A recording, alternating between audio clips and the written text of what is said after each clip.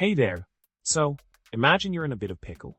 You have this binary that you built yourself, but you can't seem to remember what version of Rust you used to build it. The problem is, the standard library was linked statically, so the usual trick of checking the version from the linked library won't work. Tricky situation, huh? Now, for the solution to this little conundrum, what you can do is use the readelf command with a specific flag to extract the version information stored in the .comment section of the binary.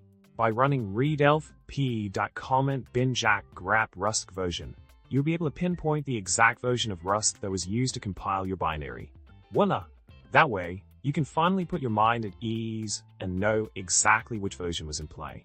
In a nutshell, when faced with the problem of not knowing what version of Rust was used to build a binary, fret not. By utilizing the readelf command to extract version information from the .comment section, you can uncover the mystery swiftly. And there you have it, problem solved. Well, that's all for today, folks. Remember to subscribe, hit the like button, and share your thoughts in the comments below. Until next time, happy coding!